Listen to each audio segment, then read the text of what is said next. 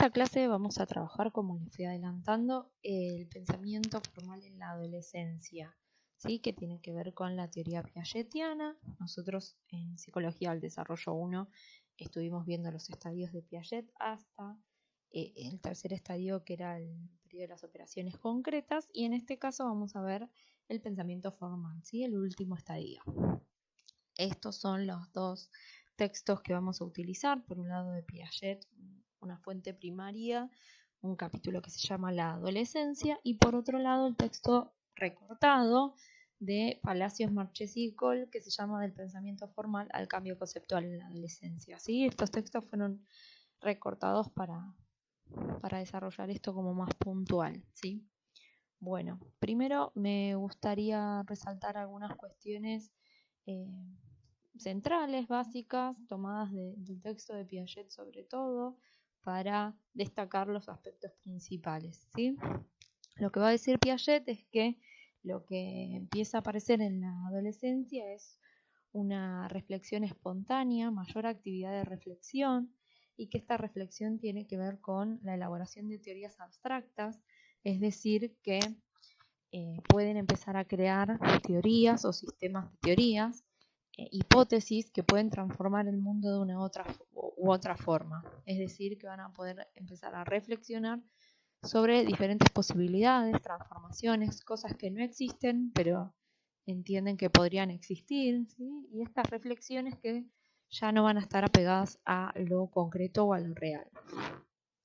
Lo que va a decir Piaget entonces es que existe en esta etapa un egocentrismo intelectual, así como en diferentes etapas algunas adquisiciones primero se adquieren desde este egocentrismo, en esta etapa también, y en este caso este egocentrismo intelectual tiene que ver con la creencia en el infinito poder de la reflexión, ¿no? Como una sobreestimación de la reflexión, como si el mundo debiera someterse a los sistemas o a las teorías y no las teorías a la realidad, ¿no? Como habla medio como una desconexión ahí entre la reflexión y la realidad, y que luego paulatinamente podría encontrar su corrección en una reconciliación con la realidad, ¿no? Entre estas reflexiones que tienen que ver más con el pensamiento del adolescente, con las ideas, con las transformaciones que les gustarían, con la realidad, ¿no? Entonces dice Piaget que el equilibrio se alcanza cuando la reflexión comprende que la función suya no es contradecir, sino poder preceder e interpretar la experiencia, ¿no? Como si en este primer egocentrismo intelectual hubiera un intento todo el tiempo de contradecir la realidad, lo concreto, para plantear transformaciones o cuestiones diversas, ¿no? Entonces, para Piaget esto luego se tiene que conciliar con la realidad. Hay algo en este potencial, ¿no? de pensamiento que está bueno creer. Bueno, después cómo se manejan los adolescentes con esto, ¿no? Con esta constante contradicción de la realidad, dice Piaget. Pero que pienso que podemos pensar como este potencial creador de la adolescencia, gracias a poder pensar las transformaciones de la realidad.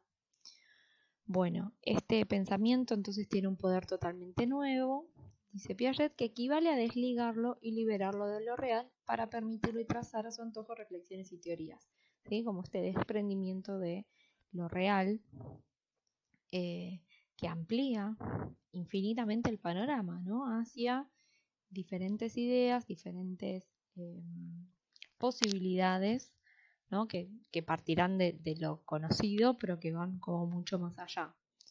Y entonces las operaciones lógicas empiezan a ser traspuestas del plano de la manipulación concreta, ¿sí? Como hablábamos en el periodo anterior, en el periodo operatorio concreto, hay una necesidad de manipulación concreta, y esto se puede traspasar ahora a las ideas, ¿sí? Expresadas en cualquier tipo de lenguaje, que puede ser de palabras o de símbolos, u otro tipo de lenguaje, pero sin el apoyo de la percepción, de la experiencia o ni siquiera de la creencia. Es decir, que yo puedo hipotetizar, puedo pensar diferentes variables dentro de temas, dentro de tópicos que ni siquiera creo, que ni siquiera conozco, creo que existan realmente, pero igualmente las puedo hipotetizar, ¿no? Yo siempre pienso, hay algo que se da ahora que tiene que ver con la gran cantidad de películas y series con viajes en el tiempo, ¿no? O entre planos o cuestiones así, que no necesariamente uno tiene que creer para poder hipotetizar, para poder pensar sobre esas posibilidades, podríamos decir, y las diferentes variables, ¿no? ¿Qué sucede con ellas? ¿Cómo sería, ¿no? Medio en estos viajes en el tiempo es muy claro como, bueno, si se modifica tal cosa, ¿qué pasa después? Hay como toda una serie de encadenamientos de pensamientos, de reflexiones, de operaciones mentales que no están ligadas a algo concreto o algo real, sino que son abstractas. Lo mismo cuando hablamos de teorías, ¿no? Vamos a la teoría psicoanalítica y empezamos a hablar de las características del inconsciente y todo lo que nosotros pensemos respecto a eso van a ser pensamientos abstractos y digo que no van ligados, yo no puedo representar realmente o no tienen una localización como si yo estuviera hablando, no sé, de partes del cerebro, sino que son cuestiones abstractas a partir de las cuales yo sigo hipotetizando y sigo creando teorías en torno a esto, que no es real, ¿no? Que no es concreto, sino que son más teorías. Acá hice como un pequeño cuadro comparativo para poder refrescar un poco la memoria respecto del periodo operatorio concreto que vimos en Psicología del Desarrollo 1 y entonces vamos a como hacer algunos punteos, ¿sí? En el pensamiento operatorio concreto, el pensamiento, las operaciones van a estar apegadas a la realidad concreta, es decir, aquello que puede ser manipulado, y también a aquellos símbolos que representan directamente a aquello real, ¿sí? No es que necesariamente el nene tiene que contar con tapitas, ¿no? Porque es concreto, sino que puede ser también con símbolos que representen esto concreto. Por ejemplo, un número que representa una cantidad concreta, representa 6 cosas. Entonces, en este caso está pegado a la realidad concreta y en cambio en el pensamiento formal puede razonar ya sobre lo posible y no solo sobre lo concreto. ¿Sí? Estos ejemplos que yo les daba antes. Puede razonar sobre aquellas cosas que no representan directamente algo existente o concreto o tangible, sino conceptos más abstractos. ¿Sí? Como esto que yo les decía del tiempo, de los planos. Por ejemplo, otros conceptos abstractos son la esperanza, ¿no?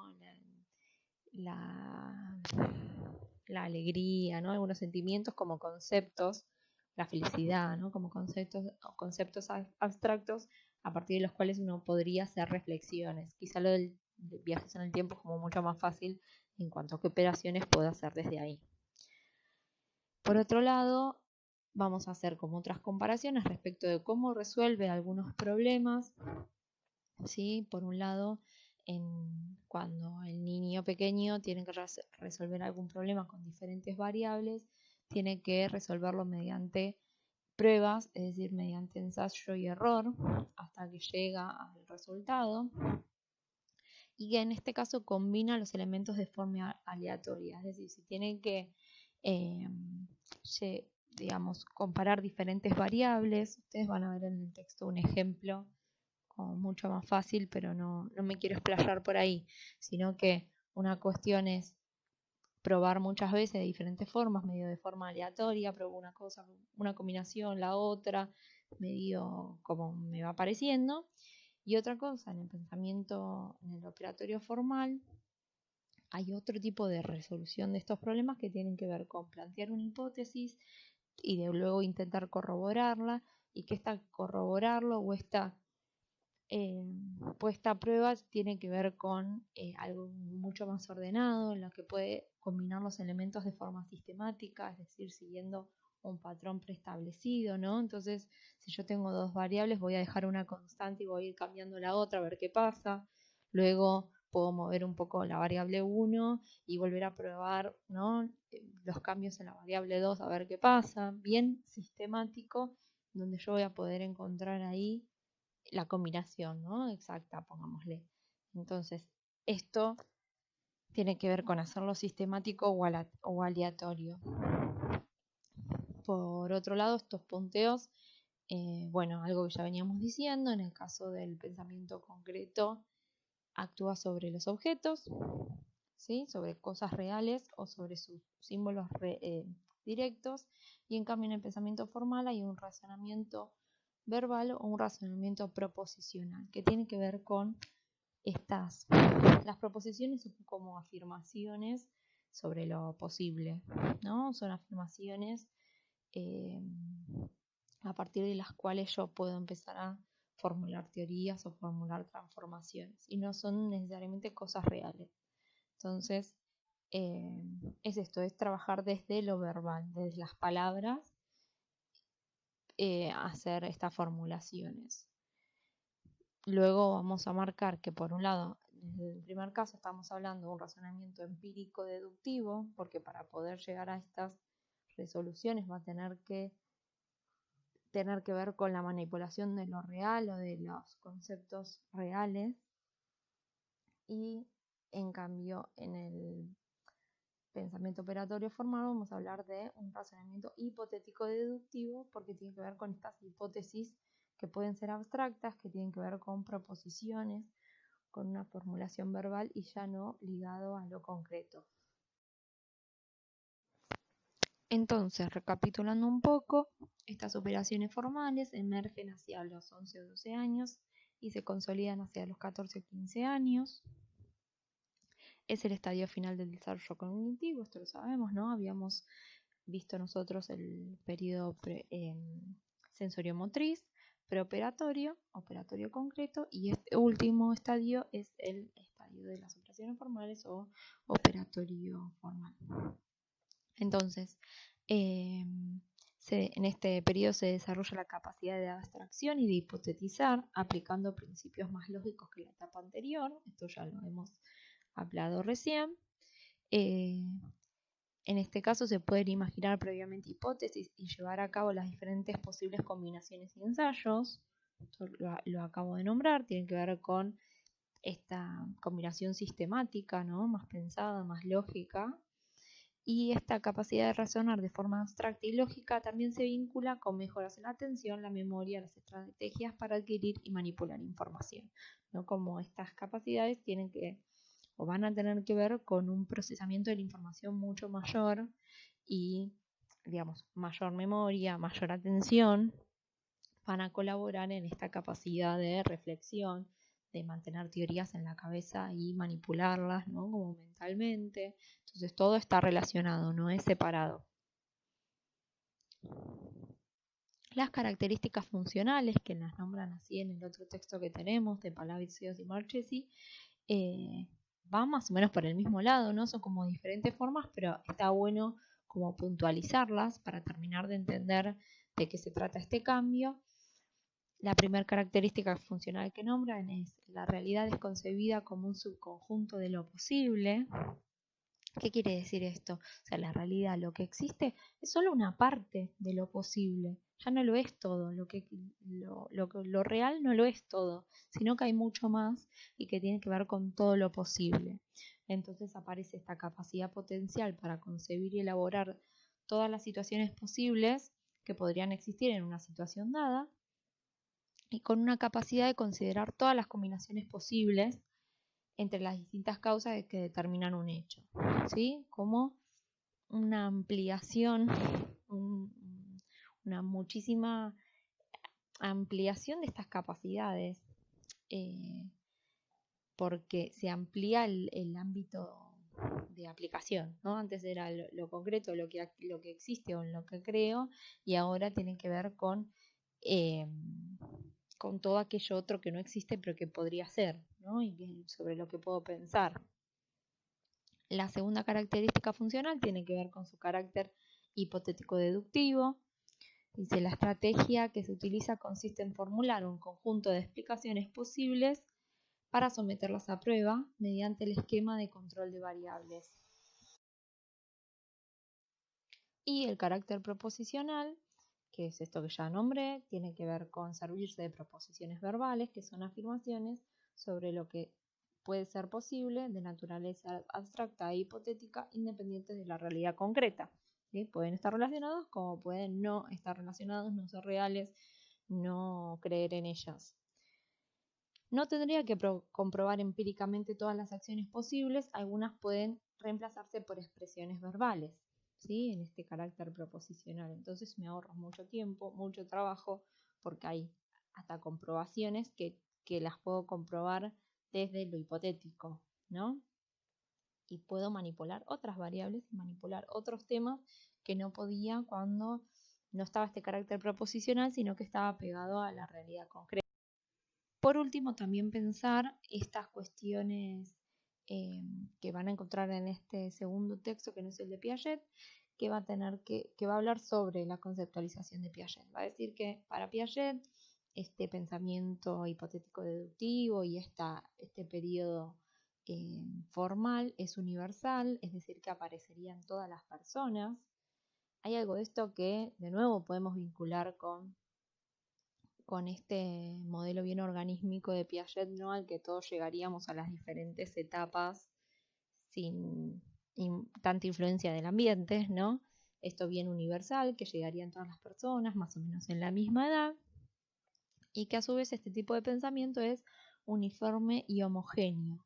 Dice, es un sistema de conjunto al que se accede de forma simultánea. Es decir, que si yo puedo pensar de forma abstracta sobre un determinado tema, no sé, hacer operaciones mentales que requieren operaciones abstractas sobre matemática, también lo voy a poder hacer sobre viajes en el tiempo, no sé, sobre otras cuestiones, sobre la teoría psicoanalítica, ¿no? Porque ya tengo la capacidad de realizar hipótesis y formulaciones sobre contenidos abstractos. Porque es un sistema al que se accede de forma simultánea. ¿Sí? Yo llegué a las operaciones formales, puedo con todo y no está afectado por el contenido. ¿Sí? Esto para Piaget. Lo que nos va a marcar este texto es que hay muchos pensamientos piagetianos, que van a empezar a decir que esto no es universal, que no todas las personas llegan a este periodo de las operaciones formales, que tiene que ver con el contexto, con la diversidad de personas, con las experiencias que hayan tenido, ¿no? Con qué contenidos se tuvieron que manipular, que sí depende del contenido y que puedo acceder a un pensamiento formal en determinadas áreas y en otras no, porque tiene que ver con la experiencia, con los contenidos a los que yo me pude acercar o con lo que me interesa reflexionar, ¿sí? Estamos hablando de teóricos que van contradiciendo algunas cuestiones de Piaget y cómo lo van demostrando, ¿no? Con algunas investigaciones. Por otro lado, van a decir que, ¿cómo prueban esto, no? Bueno, que también hay muchas personas que mantienen concepciones intuitivas a pesar de no ser lógicas. ¿Sí? Vamos a decir entonces que no siempre nos manejamos con un pensamiento formal, hipotético, deductivo, ¿no? En el que nos formulamos una hipótesis y la comprobamos, sino que muchas veces, dependiendo de qué se trate, vamos a tener concepciones intuitivas, ¿sí? Va a decir que existe tendencia a evaluar hipótesis buscando solo su confirmación, prestando atención solo a evidencias compatibles, por ejemplo, las cábalas, ahí no me sale la palabra, pero que pasó un gato negro delante mío, entonces me va a traer mala suerte, ¿no? Como estas supersticiones, hay mucha gente que cree, ¿no? Y que se maneja conforme a ellas y que si se evalúa, digamos, su veracidad, solo se presta atención a aquello que es compatible. Y también habla de creencias culturales y representaciones sociales que dan respuestas que no se someten a revisión. ¿Sí? Hablamos de estas representaciones sociales que entonces nos hacen creer todas las mujeres son de determinada forma, todos los son de determinada forma, ¿no? Esto, que hay muchos pensamientos prácticos con los que nos manejamos en nuestra vida, que no están sometidos a revisión y que no siguen una lógica hipotética deductiva, ni de reflexión, ni de pensamiento formal. ¿No? Entonces va a decir que esto no es tan universal, no es tan homogéneo, ni está en todos nuestros pensamientos, sino que es más reducido y que tiene que ver con algunos contenidos que vamos a poder manejar de esta forma, que vamos a tener esa capacidad, pero que no es todo el tiempo, ¿no? No hay un pensamiento formal todo el tiempo, sino que, bueno, hay otros tipos de pensamiento. Existe el pensamiento postformal también, que no lo vamos a ver ahora, pero que tiene que ver con, lo vamos a ver más al final de la cursada, con adultez y con vejez. Pero bueno, estos otros tipos de pensamiento que no necesariamente son estructurados e hipotéticos deductivos, sino que hay otras formas. Y en este punto contradicen a Piaget. Bueno, hasta acá esta clase. Espero que haya quedado claro y seguimos trabajando en